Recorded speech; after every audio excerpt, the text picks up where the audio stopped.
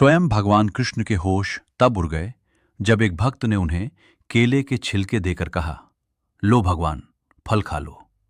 और भक्त ने केले का गुदा बाहर फेंक दिया और भगवान श्री कृष्ण ने केले का छिलका खुशी खुशी खा लिया। मगर क्यों?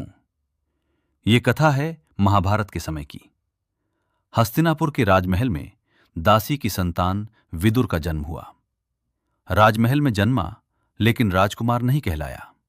सब उन्हें दासी पुत्र कहते थे। बचपन से ही उनके साथ भेदभाव हुआ।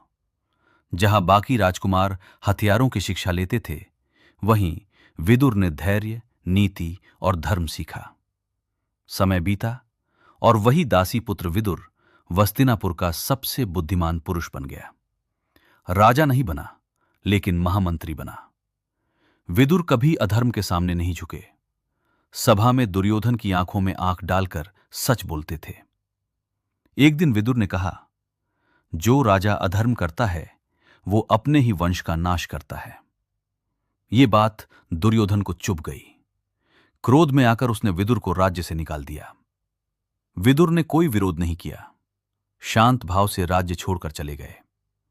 विदुर की सबसे बड़ी पहचान उनकी बुद्धि नहीं थी, बल्कि उनकी भक्ति थी।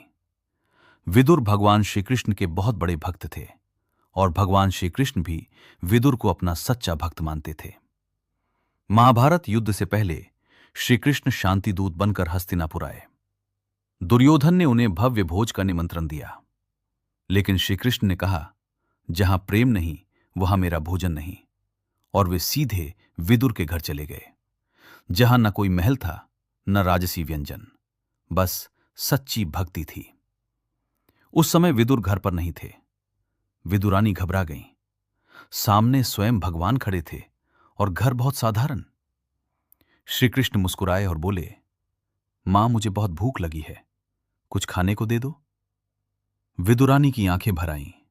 उन्होंने कहा, प्रभु, घर में कुछ खास नहीं है, बस केले हैं। कृष्ण हंसकर बोले, मां, केला ही बहुत है, वही खिला दो।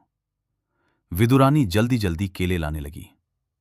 भक्ति में इतनी डूब गई कि ध्यान ही नहीं रहा। वे केले छीलती रहीं, गुदा बाहर फेंकती रहीं और छिलके भगवान को देती रहीं।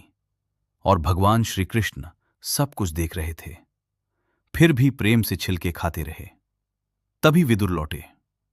ये दृश्य देखा तो उनकी आंखों से आंसू बह निकले।